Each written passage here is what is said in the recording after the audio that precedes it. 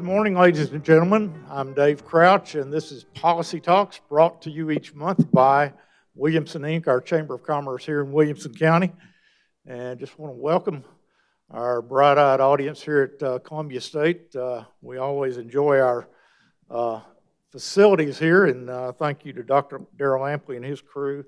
Probably Gina and Mary Beth more than Dr. Lampley, I don't know, but getting us ready, and I shouldn't miss Bob. But we appreciate y'all making us feel welcome here. Creed Henderson and his crew getting us on the air with WCTV, and Tom Lawrence over at WAKM. We appreciate the audience is joining us from there. Our guest this morning from the city of Franklin, Dr. Ken Moore, the mayor, and Mr. Eric Stuckey, the city administrator for many years. And we're appreciative of the time y'all take to come and do this each year to give us a wrap-up after your State of the City presentation here a couple of weeks ago. And we want to dig into some of the details there just a little bit. But first this morning, the mayor has a special presentation. Gina, would you... Gina Ryan, if you would come to the front, we would appreciate it. Yes, Gina Ryan, this is your life. Well, you know, Franklin has so many special people that make so many great things happen, and it's an honor for me to do a proclamation to somebody that's meant a lot to Columbia State and meant a lot to our community. So, whereas on July the 1st, 2022, Gina Ryan will be retiring after 12 years as the coordinator of the Teaching and Learning Center for Columbia State. And whereas Gina, a native of Murray, Kentucky, graduated summa cum laude, much higher than her husband did. Listen up, Dan.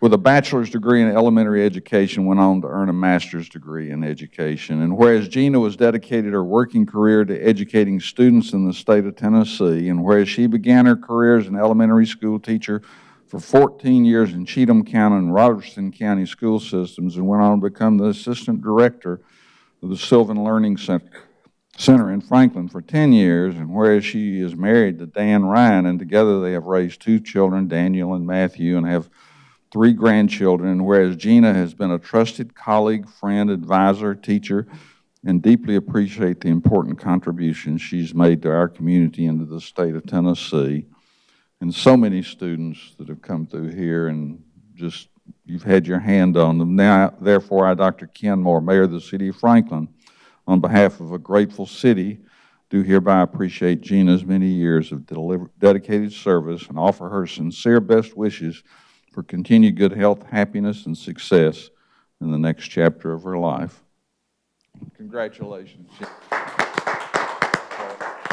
I also have a proclamation from the Tennessee General Assembly. I'm not going to read it because they're real wordy, and mine are very short and succinct. Congratulations, Gina. I appreciate it.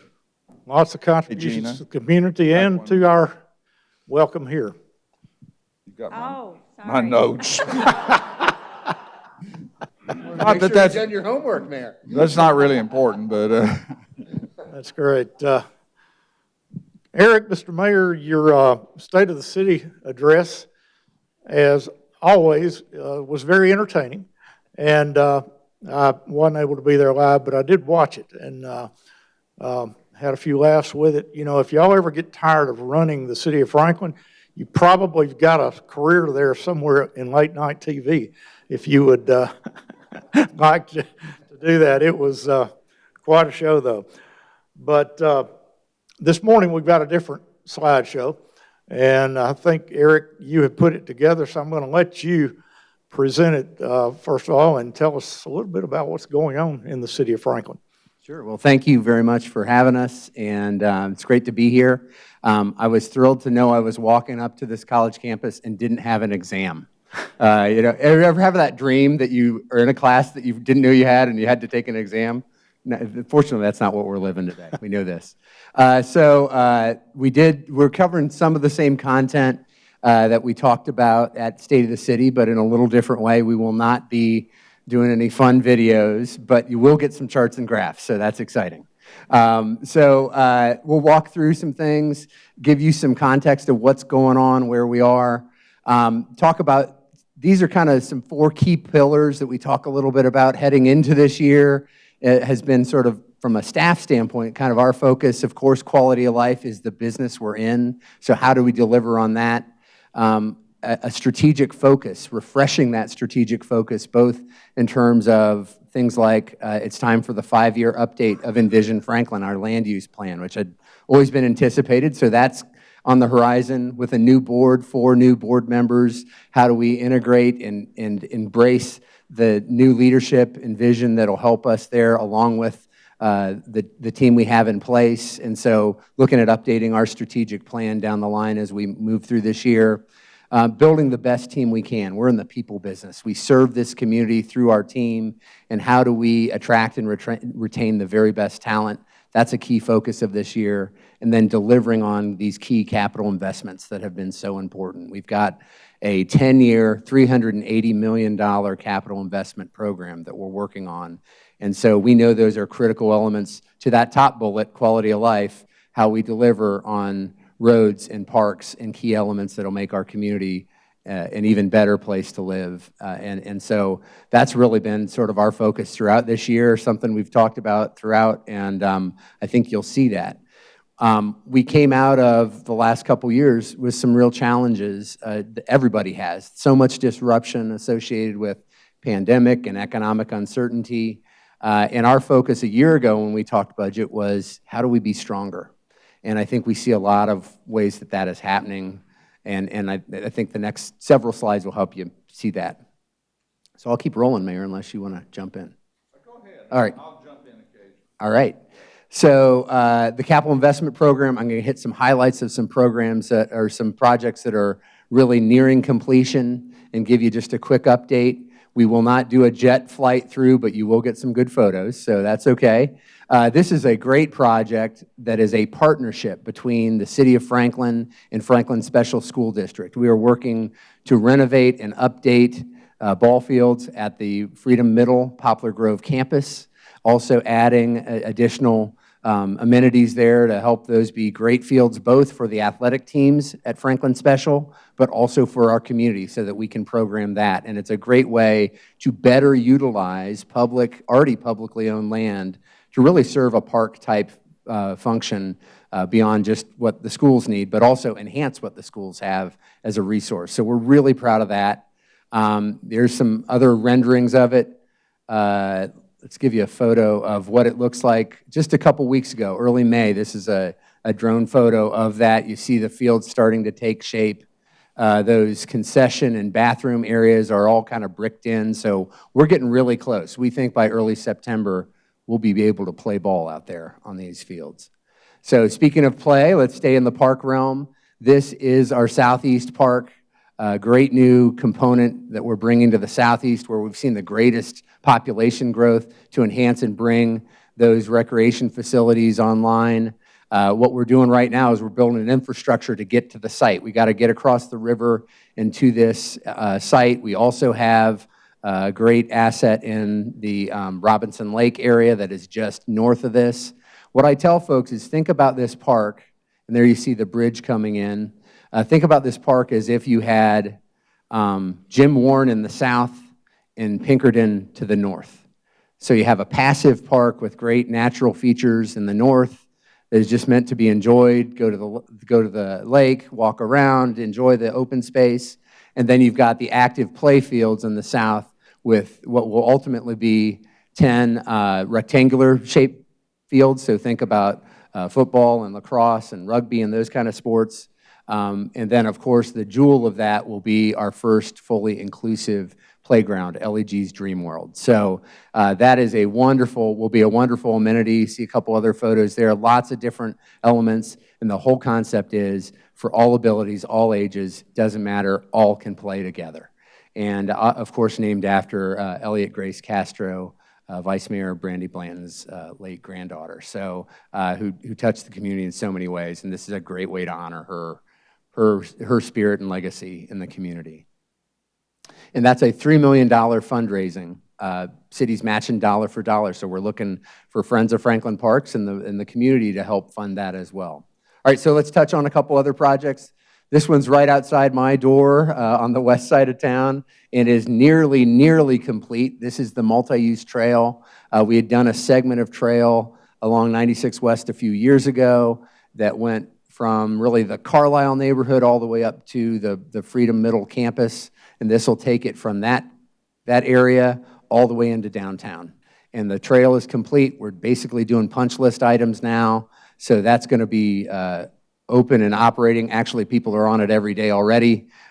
We find everywhere we put a trail, people love them. So this is going to be a great connection into downtown. Let me just make a quick comment, because a few years ago we did a survey of walkability of Franklin.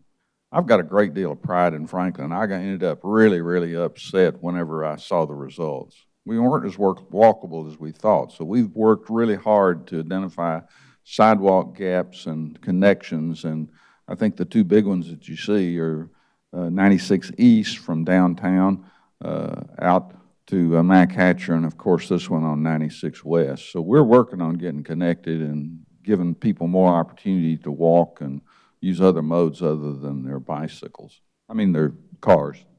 Yeah, this does give folks options, and there are lots of little projects we've done across the community too, just connecting neighborhoods and finding those options. And if you've got one in your neighborhood, let us know. We've got some funding in our budget that we call sidewalk gaps that helps us just sort of fill in those where we can.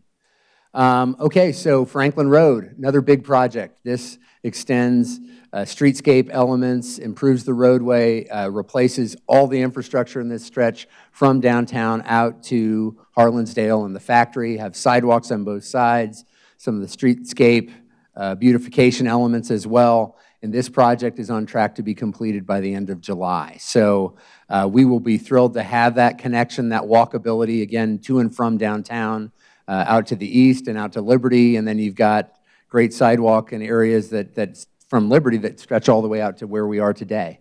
So that's another point that from the mayor's last statement, we're finding ways to connect, and there are elements that are there, we just got to connect them, and then all of a sudden, you can walk from downtown to Cool Springs. I mean, it can happen, and this is one of those elements that will help us do that. So this, again, will be completed there. It's a great improvement. It will beautify that entry corridor into downtown, but also make it much more functional. And we just had a lot of aging infrastructure too. So that'll be a great improvement there. Our biggest project in our history, the water reclamation project. This is total, when you can include the design costs, over $150 million project. It increases our capacity, discharge capacity, from 12 million gallons a day to 16 million gallons a day, and also upgrades and adds to our treatment capabilities in terms of nutrient removal and those elements. We already treat wastewater at the highest level in the state of Tennessee. And we have a smaller river that we discharge into, so we need to do that. This will take that to an even higher level, and we're proud of this project, and it will provide capacity to do that for the long haul. Also has an innovative solids treatment process at the end that will make that really fertilizer grade. You can use it in agriculture of our solids, which now we're hauling to a landfill many miles away. So that'll be better for the environment and also a more efficient way to handle that, and has the capacity to handle not only the capacity at this plant, but future needs as well. Let me add a little addendum to that, if I could, because when I was an alderman at large, they asked me to be on the integrated water resource planning, which was a process we went through for a couple of years just to determine what our water and wastewater needs were for our future. Very few cities have done that. And out of that came the ideas for what we're going to do as far as the water reclamation facility and what we're going to do for the next 20, 25 years. So I say that just to give you some perspective. That would have been 2008 or 9 if my memory is correct. But that just gives you some perspective of how long it takes to get things done, just because of so much red tape and so many challenges you have and so on. There you see a couple other photos of it. It will be complete by the end of this year. So that's a big project, big improvement, and again, planning for capacity for the future and doing it at a very high level. All right, so a couple other projects that are not going to be completed this year, but are moving along and high priority projects. The Long Lane Overpass, you see those bridge abutments that are already in the middle of I-65. Those are in place, and we are moving into the right-of-way acquisition and the final design of that project. It's still a couple years away from bidding, but it is moving forward. We are actually already pursuing some key pieces of property now because we know those will be important to secure. McEwen Phase 4, right outside our door here, not far away, that will be ready to bid within the year or by the end of this year, and that will provide enhancements to that roadway in terms of widening, better drivability. It's kind of a country road now, and it'll enhance that. And that will be a significant project. That's going to be a 3-year build because of the complexity of the topography that we're going to deal with. So get ready for that when it comes, but that has been a great project for us in terms of leveraging federal dollars. We started out as a 100% local project. It's now probably 2/3 funded by federal dollars. The downside is that's delayed it probably a year or two, just because you got to go through more hoops. But when we figured out we could get enough to pay for another major project out of it, that became worthwhile in terms of cost benefit for us. Columbia Avenue is moving into the right-of-way and easement acquisition stage, so starting to meet with property owners about that element, and that bidding is probably 2 years away by the time we get through all of the property acquisition that's required there. That is 100% funded, non-local as well. It is federal dollars, 80% and 20% from the state. So the state has actually met the match there instead of the city, but the city is providing project management coordination. And then finally, City Hall, which is, we are working toward, we've done a contract for schematic design. We're looking at some variations of that, of the designs that came forward from the master planning process, looking at how we might integrate some commercial activity to just enhance the facility and also maybe help with the cost of the facility. So we're still assessing that. The board will give us some direction on how to move forward on the full scale and whether it's phased or how much we build, but it'll be a significant project on the square. We have temporarily been in the old shopping mall for 40 years, and it is not in great shape. So it is time to move forward with that and to really have a facility that fits our square in terms of how it works. And you can go to completethesquare.com to learn more about that project. All right, quick things on the budget. This is where the charts and graphs come through. I'll run through this pretty quick. I do want to share this piece has been our focus point for many years. Actually, when I first got here, we went to New York to talk to their bond rating agencies to get our AAA rating, not from one, but from 2 agencies. And this is sort of a concept that we shared with them then that has stuck with us in terms of the pillars that make us function at the level we need to be a AAA city. Strong management, that we run our city well, that we have good plans, we have a dependable budget process, benchmarking ourselves against other high-performing communities, working on how we tell our story to the community too, so they understand who we are and what we do, that we're transparent in that way, that we have high-quality community development, great investment that's going on in this community, and that we are competitive with great cities across this country. And then, of course, the foundation of it all, a strong financial base. We have long-term financial policies and perspectives. You know, with the budget I'm going to show you in a minute, we don't just look at 1-year budget. We look at a 5-year outlook to see that it's sustainable and where we are to make that work, and that we have plans that match up with the construction and the investment that we need to do in the community, that we have a strong financial plan that supports it. All right, let's look at some key things. Our main overview on the budget: maintain high-quality services, be highly competitive, plan and invest in the future. That's not anything new, but it's the foundation of building a strong community. Big picture numbers: the total budget, all funds, is $207 million.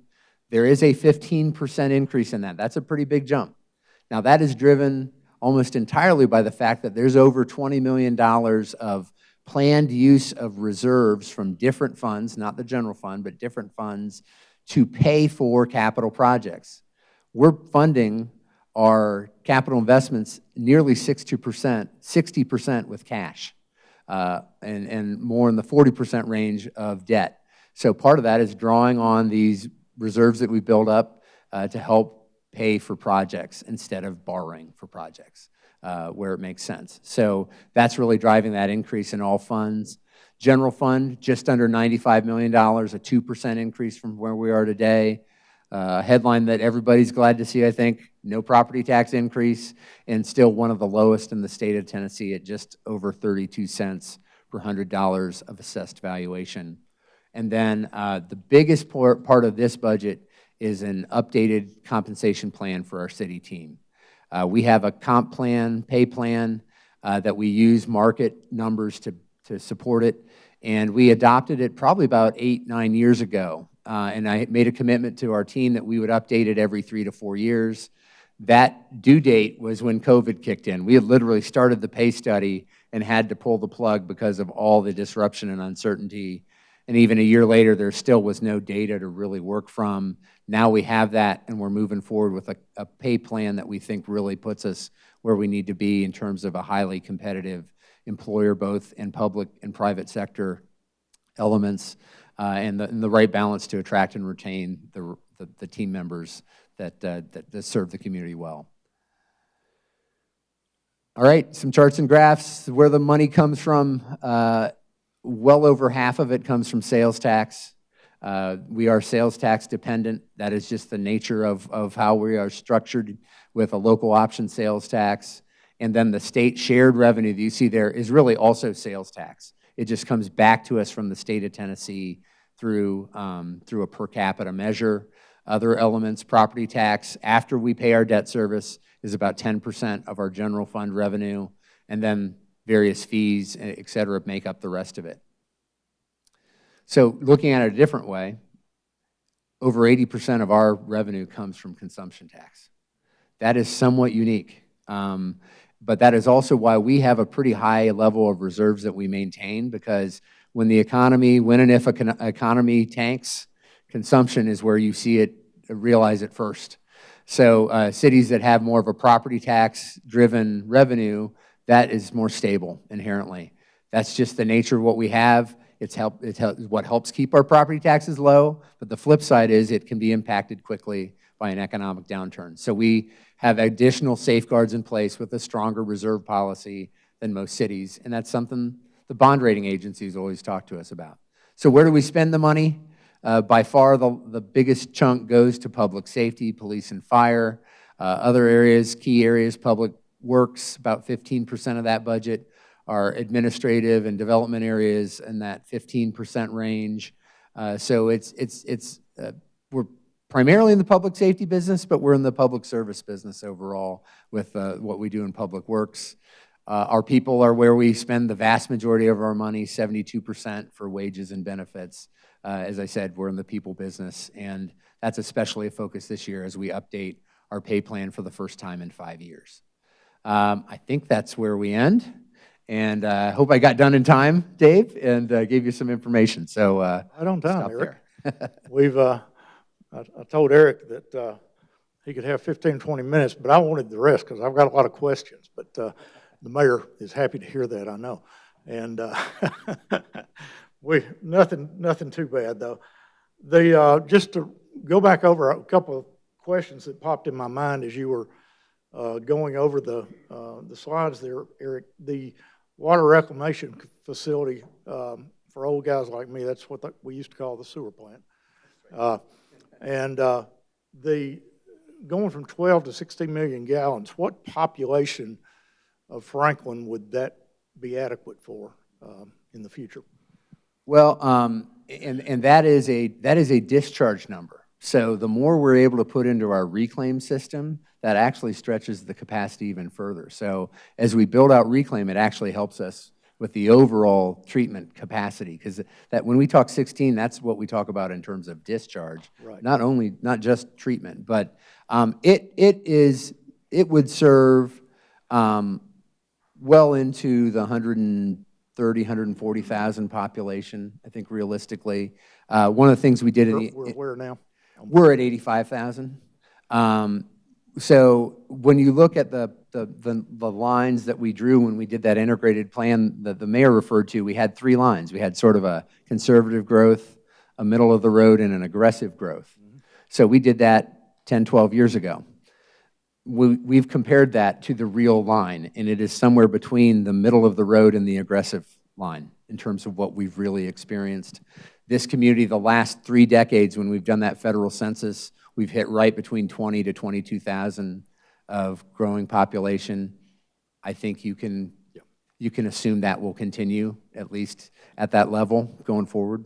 So if that gives you a perspective, it's gotten us time, but we also look at especially the growth in the southeast that will likely be the primary area of growth. That's where a second plant is anticipated, and that'll be something we'll be talking with the board about in the next few years as we make plans there, and we're doing some preliminary engineering around the treatment process there to understand how we need to do that Right. if that decision was made.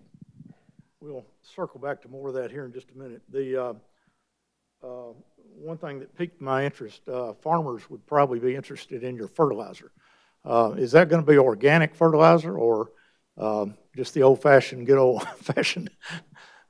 It's what they call an exceptional quality Class A solid, so that is usable anywhere. So it is something we can take right to agriculture and they can use as a soil additive. I would expect we're going to use it in our parks. We do that now with our compost facility. So, I mean, we're going to find ways to use it, and we've even looked at ways to partner with folks who might help us sell it in the market because it has value. I've got a manure spreader over at 903 Lewisburg. We can swing by Lewisburg anytime if you want. Just bring a load by anytime you want to. You come by, we'll sell you a load. We got a special price for you guys. Depending on how these questions go this morning. The price is going to be pretty high, I'm afraid, then. Oh, my. Of course, we haven't even talked about the MacHatcher Northwest completion that we all celebrated here recently. Mr. Mayor, tell us a little bit about that and whether it's being used or not. Well, we are excited that the northwest extension of MacHatcher is complete and is actively under use, and I'm a little shocked already with how much traffic is on it. That was a project that we've visioned for over 25 years for the city, and we were excited whenever we got funding for it. We had put in lots of money, somewhere between $5 and $7.5 million of city money to fast track it. We were a little disappointed it was not fast tracked as much as we'd like. Already it's got a multi-purpose trail that we paid for. Already when I drive it, I see lots of people on that trail. So again, one of those connectivity things. And by the way, I see Alderman Peterson, Alderman Brown. Thanks for being out here to support us and check our facts, okay? I'll give them a chance to ask questions too. But that opens up a whole new area of Franklin to development, or the urban growth boundary, I guess it is at this point. It's still in the county, a large part of it. But what do you all see happening out along the Del Rio, MacHatcher, Cotton Lane, out that way? Well, I think, first of all, we do anticipate a lot of development activity in that area because of MacHatcher. But I think our land use plan is going to dictate how a lot of that develops. We've already seen that certain parcels out in that area have elected not to be in the city. One is the Gentry Farm. They've asked not to be in the urban growth boundary, and we've respected that request. Then there's another large tract out there that wants to develop into an equestrian type community and remain in the county, and we're looking at that. So I think our land use plan is going to dictate that. We do see some projects already along 96 West that are coming forward. One of them is unique. It's more of an agri-community. I think that's the right term. Eric may help me with that one a little bit. And we'll probably see some traditional things. I think the main emphasis I'd like for our board to look at is this really a good project? I mean, Franklin's such a special place. Whatever we do moving forward, it needs to be something special. We don't need a ho-hum project, and so that's the message I would send out. Don't bring us a ho-hum project. Bring us something that's really good and stands out. Your State of the City theme was better together. And I've never seen the board more together than on the Brownland Farm vote here recently. So, I mean, had you put the word out early or something, or?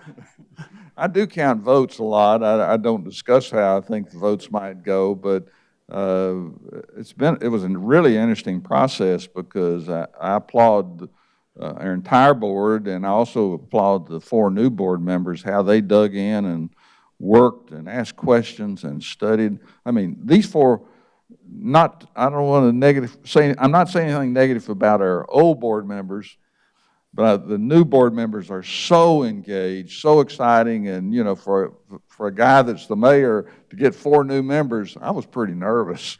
But yeah, that vote totally surprised me when it went 8-0. But I was anticipating that I would be voting. That's how close I thought it was going to be. So. It was, from what I understand, and I wasn't there, but from what I understand, a good part of the conversation was about flood issues, Harpeth River floodplain, that sort of thing. As you know, that's a subject that's special to me. So I want to pursue that just a little bit, if you don't mind. First of all, what do you anticipate? What does the envision, Franklin? What do you envision a property like Brownland Farms being used for? Well, it falls under conservation subdivision, and what they brought forward was not consistent with Envision Franklin or our land use plan. They chose that option, and they chose to go more the political route rather than complying with our land use plan and our zoning ordinance. We've never had that much floodplain manipulation in any of the projects we've ever seen come to Franklin. There's also concerns about exiting and safety from the property. Mm-hmm. Also, the amount of density there was a concern. I can't put words in the Alderman's mouth, but I think ultimately, and I'm sure with Alderman Peterson, since she's been a strong advocate for making sure we're not flooding our city, is that, ultimately, I think the floodplain issue and how much manipulation was going on, and one of the comments I made is the Harpeth River changes every single day. Mm-hmm. We don't know what it's going to be tomorrow, the next day, 5 years from now. And so I can vouch for that. I was very concerned about our citizens in Franklin. Of course, we've lived on the Harpeth now for 27 years, I believe it is, and seen a lot of changes during that time. Al Ladd, who used to farm the Ladd Farms floodplain out there, assured me I would never have a problem at my house because Mac Hatcher serves as kind of a weir upstream for me and doesn't allow as much flow through as it used to. But then we have a 2010, and we measured about 21 inches at our house of rain there in a couple of days. The biggest change that's happened since I've lived there was when 840 was built. And if you think about it, that's about, 10 or 12 miles of road that didn't exist prior to that, with about, as I count, about 8 lanes of asphalt, counting the traffic lanes and the aprons. And now the same thing's happening on 96 East between here and Triune. You're going to go from 2 lanes of asphalt to probably 7. my back of the envelope math, that's about 72 acres of additional impervious surface out there. Are we doing anything long-term, floodplain-wise, to address things like that, to handle? Well, I'm going to say yes, we are as a city. We have the strictest stormwater regulations in the state of Tennessee. And our developers talk about those and maybe complain some about them. But we think it's very important to be able to control the runoff from situations in our city where people are building asphalt, parking lots, so on and so forth. So I feel very comfortable with what we're doing as a city. I can't really address what TDOT is doing, but as much as they're under the microscope, they have to be very, very concerned about stormwater also as they build those projects and make sure there is appropriate retention of the water that runs off. I'm not aware of any retention on those projects that I mentioned, but. Well, there should be some roadway planning related to that. That's not our project, so I can't speak exactly to it. But I will tell you, a real life example I saw of our flood regulations, stormwater regulations in action. I had an opportunity to go up in a helicopter the Monday morning after the 2010 flood. And it was like a timeline. Development that happened like mid-'80s or pre-1986, we had flooding issues. Right. Every place else, after that, it worked really, really well. You could see the system working, and those areas, the residential areas, were dry and protected. It was like you could see the timeline of when we had the regulations and when we really didn't, and how that really was functioning. So that has always stuck with me. And when we have some of the discussions or arguments we have around, are we doing the right thing? I saw it in real life on a pretty significant storm, and how those systems worked and protected people's properties and protected our neighborhoods. Well, just to complete my thought process, the only way I'm aware of to handle situations like those major roads that TDOT's doing, which are going to be our problem the next 2010 flood, would be to, build some retention lakes out east of town, maybe on Mays Creek and that sort of thing. Just a suggestion. I'm not here to make suggestions, but I just did. So I think we might need to consider having somebody from TDOT here to discuss how they control the runoff from those asphalt roads that you're speaking of. I feel very confident that they're making adjustments for that. When I say retention, I'm not talking about a massive lake. I think there are things all along that road that they're doing to control the runoff. Okay. Southwest McHatcher. Any news there? Actually, we've identified the route. I'd like to quickly jump to Southeast McHatcher, though, because I think that's an area that's really critical for us to be addressing. And the good news is the state has put some engineering money in that, which means that project's moving forward. I don't think Southwest will be constructed during my term as mayor, nor the next mayor's term as mayor. It's a long way off, just because there's so many more important projects and there's a limited amount of money. We need to get Southeast McHatcher widened to take care of the traffic there, which is critical. We have two really hard intersections there, Lewisburg and Royal Oaks, and we've looked at safety enhancement grants. We can't do it under safety enhancement grants. It's too expensive, and also we're going to have to take back those rock walls because there's been some change in roadway design standards.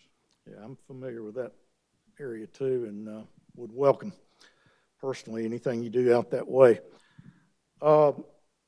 City Hall sounds like it's going to be a big project. Where are the employees going to go if you tear down the current City Hall while the new one's under construction? That's a really easy question, Dave. Thanks for that. We don't really know for sure. We do have some extra capacity in our Public Works facility. We do have some property on Southeast Parkway. but that'll be part of our plan moving forward, is how do we relocate the folks whenever we're constructing City Hall. Okay. Let me touch on that. We do have in the budget dollars allocated for temporary space. We also have, in the last 2 years, learned a lot about how to work effectively remotely. So I think that will also be a part of how our solution is done. We have retained the Old Streets property on Southeast Parkway. We lease some of that space now, but we have a very short out to convert it back to city use. So we will piece different elements together, some that we'll pay for, some that we'll be able to just work smart around how we have our folks work remote and make it work from there. So it's part of the plan. Just curious. And my questions are just man-on-the-street type questions that I think, what are they going to do, you know? So appreciate you letting me ask those. The got to throw you an accolade here, but the Fuller Story Initiative, I didn't totally, I guess, well, I better watch what I say. I just didn't, I thought you were ahead of time when you did that, but as it turns out, you were ahead of the times, and that has played out very well. It sounds like you're getting inquiries from around the country from other communities about doing those types of initiatives. Tell us what you're hearing about those, Eric or Mayor. Yeah, I'll start out. Well, Eric just got the Legacy Award for his work on the Fuller Story project, and I congratulate him and how hard he worked and how many times he listened to people and their comments. And this was a unique way to address some of the racial strife that we've witnessed in our country, and also a different way to tell all the story. Certainly it is a fuller story, and the complete story has not been completed yet. You know, I think now one of the projects that's going on now that Julian Bibb and Dr. Kenneth Hill are leading, which is the Equal Justice and Equity project, which is going to look at lynchings that occurred in our community. Yeah, lynchings, people hung, and this is an ugly part of our history, but it's part of our history that needs to be told, just like many other stories that we're uncovering. So this is just the start, and the fact that the New York Times printed an article about what we're doing, the fact that Pulaski, Tennessee was there at whenever we did the unveiling speaks volumes, and people look to Franklin because we're considered leaders in what we're doing, and that when we do things, we do it right, and I think we did it right. And Eric ought to speak to this too. Tell us. Yeah, I think the mayor touched on it. We've had a number of folks reach out to us. Part of the All-America City recognition that we received in late 2020 related to how this was such a great example of both telling your story but also engaging your community, changing the dialogue around being more inclusive, and that the stories we tell matter, and that telling more of our history matters. And it's not always pleasant, but it's what we learn from, and it's how we get better.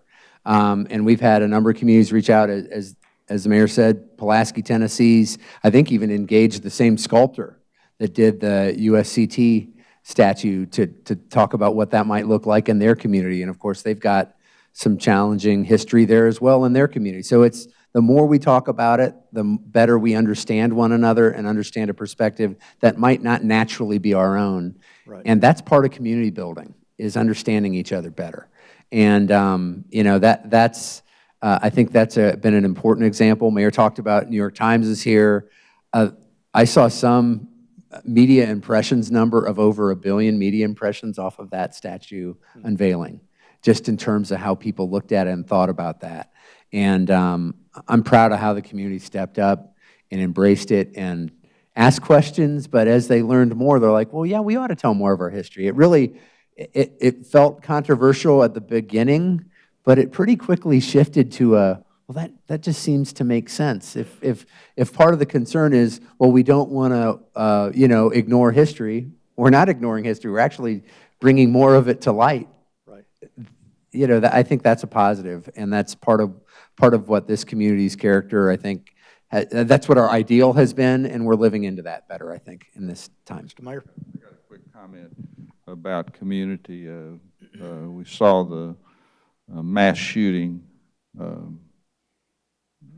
in Buffalo targeting African Americans, white supremacists. I don't know about you, but that bothered me greatly. I want to let you know that our community is going to come together Tuesday at First Presbyterian Church over next to Legends Club at noon and have a prayer vigil for those folks and for our country, for our community, that we come together and we get rid of those prejudices and racist attitudes that some people unfortunately still have in our country. And so I'd invite anybody, everybody to come to that, and that's led by Dr. Kenneth Hill and part of Unite Williamson. Okay. A couple other quick ones. Eric, Spring Hill just declared a water shortage, Wednesday. And are we in good shape on water? We haven't. I mean, we've been dry now for 2 or 3 weeks, but not anything. No, we're in really good shape. Our towers, our water tanks are all at good levels. We're still withdrawing from the river and treating. We put it in our reservoir and then treat it. Reservoir's at a good level, so we have really no significant concerns at all at this stage. We always keep a close eye on it, and it's never a bad time to conserve water, just generally. So we always encourage that overall, but we're in a very strong position in terms of the system as it is today and our capacity in our reservoir. And again, we're still withdrawing from the river because it's still flowing at a high enough level. We look at flow rate and oxygen level in that river to be our trigger for when we can and cannot withdraw, but we're still in a strong position. Good. Franklin received close to $11 million from the coronavirus legislation, the stimulus packages. And I understand there's about $9 million left. Is there somewhere we could apply for that, or what are your plans? And we've laid this out for the board some, and there's still some elements that are not entirely programmed. It's geared towards, on the infrastructure side, it's very narrow. It's water, sewer, and stormwater, and broadband. We're not necessarily in the broadband business. Others are. But we are working on some water and sewer improvements, especially in older areas of town that need upgrades that we've been looking at. That's helped us sort of accelerate project in downtown along Lewisburg, that area, better looping, upgrade of lines. That's probably the biggest project we've targeted for it. And of course, we have to deliver it within, we have to have it awarded by the end of ’24, completed by the end of '26. So we had already been doing some planning on that project. We accelerated a little bit with these dollars and should be able to move that project forward. So that's really probably the biggest chunk of that. We're also looking at we were able to do some additional support this year to our Convention and Visitors Bureau, an industry that was hit particularly hard in the pandemic. So help with that, because we sort of fund them a little bit behind the timing of the tax. So they were going to have a lag in funding at a time where they really needed to be out there promoting our community as a tourist product. So we're able to kind of fill that void with some dollars.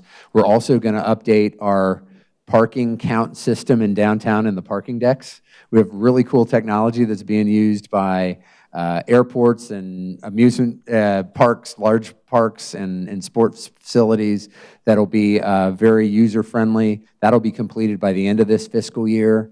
So we'll have accurate counts. You can get it on your phone, all sorts of great stuff. And so those are some of the areas we're looking at to help with that. And so we look, and we've also partnering with Franklin Housing Authority on some infrastructure improvements that will help move some affordable housing projects forward, but also improve our water and sewer systems as a whole. So we're trying to do a mix of things that will have the most impact. And the other areas where we've used money, there's some specific money that came from the federal government through our community development block grant area. We targeted all those to social service agencies that were serving probably the most vulnerable, most impacted populations. So we've targeted dollars there. And now there's some additional money coming that may be able to help us with some additional water and sewer projects that are coming from the state government. We'll be talking to the board about that next week. That is just coming out. So there's some, we're keeping our eye out for those opportunities and trying to use it the best way we can in terms of leveraging those opportunities in the community. I noticed Columbia State got about $25 million out of that program. Give them some more. They do such a good job here. Are so nice to us. Got a few people here in the audience I'd like to pick their brain a little bit. Chuck Barber is here from Middle Tennessee Electric. Stand up, Chuck. Let's get a good look at you. And speaking of broadband, Chuck and I have had a conversation or two about this lately, but you are partners, or actually Middle Tennessee Electric now owns United Communications that's in charge of broadband in the county. Tell us how that effort's going and what to expect there. Well, we are in the process of working with different counties on our system, and of course Williamson's one of them.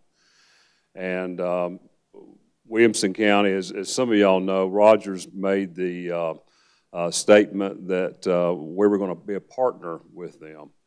And we're real excited about that. One of the things that we're working on is trying to get some of this grant money.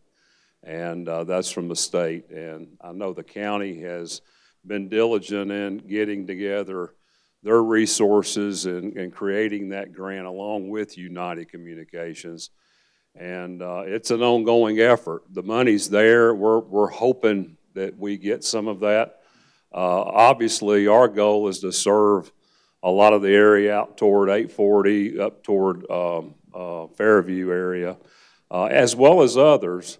But, and of course, the county mayor is obviously wanting to do that as well. So that's where we are in Williamson County. And again, those monies are there, and they will be let loose through the grant process by the state, and we're working diligently to get that. So, hurry up.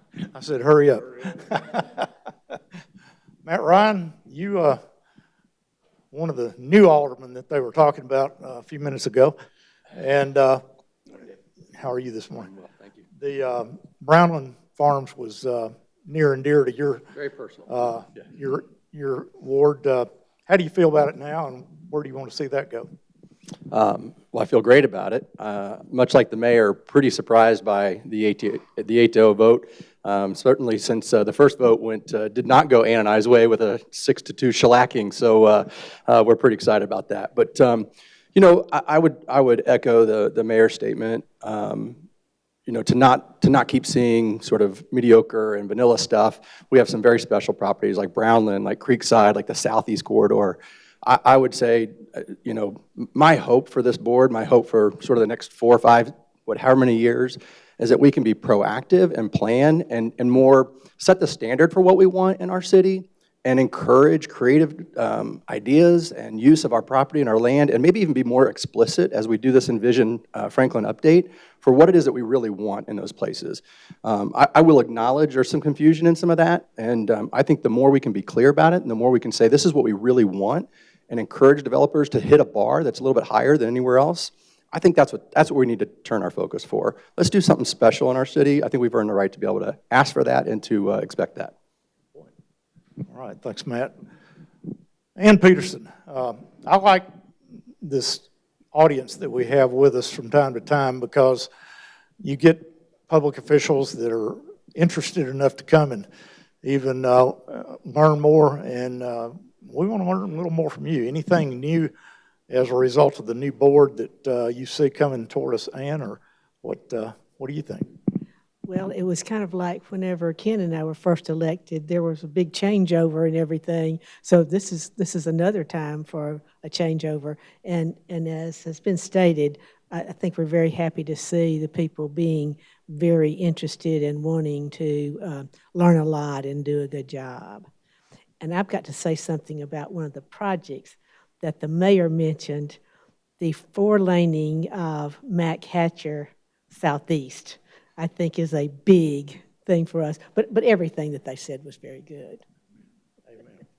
We appreciate you She being pins here. my ear all the time about it. I just had to mention it. Well, I knew she was working on you, so I didn't have to, so. But, I remember having this conversation with the mayor probably, I don't know, 6, 7 years ago, and said, if we can get Mac Hatcher Northwest done, we get McEwen 4 done, and we can get Southeast Mac Hatcher widened, we will take a huge impact on traffic, the traffic problems we're seeing at the time. So we are checking away at those boxes, but those are areas that we see choke points and challenges, and we are working with the state, getting those, making progress, slowly but surely. well, I can assure you, it will make a big difference to the Sullivan Farms, Dallas Downs, all of us up and down Lewisburg Pike. For those that are out there saying that you can't pave your way out of traffic problems, they're crazy. Because when you 4-laned Mac Hatcher from 96 up to Franklin Road, it made a huge difference. And so I know that will make a big difference for us too. Appreciate your efforts on that. I think I recognize another candidate for public office here. Bob, I believe. That's right. Ravner. Bob Ravner. Just welcome, Bob. Thank you so much. Running for, State Rep, District 61. It's the Brandon Ogles seat, and then he's not seeking re-election.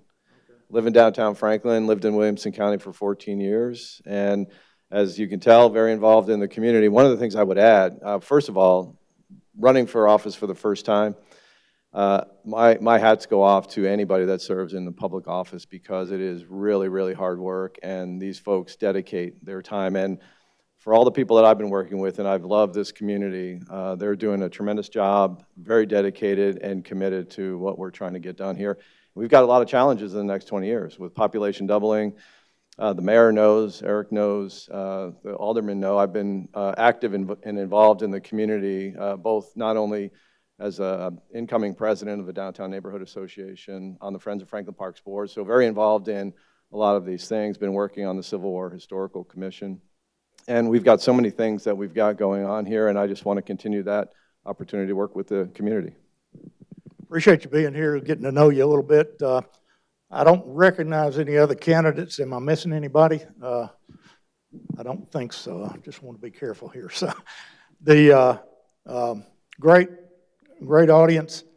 Patty, is our congressman happy with the way things are going in Williamson County for him? Well, I mean, we're going to have a little bit of a change, and of course, we hate to lose any of Williamson County, but I heard him say last night, and it's true, we're going to still view as Williamson County as a whole. We got a big chunk of it, and so we're pleased to keep what we have, and you know, we're going to be still working for Williamson County as an entirety, even though come January, you're going to be split, and you'll have two voices, so it may work to the good of Williamson County. So anyway, it wasn't in our control either way. We loved what we had, but obviously the congressman looks for a good challenge. So. Appreciate you being here. She's the representative for Congressman Mark Green, and is here many times. So if you ever want to bend her ear, you can join us here on the last Friday of the month normally. We're going to wrap it. Got lots of folks to thank and a minute to do it.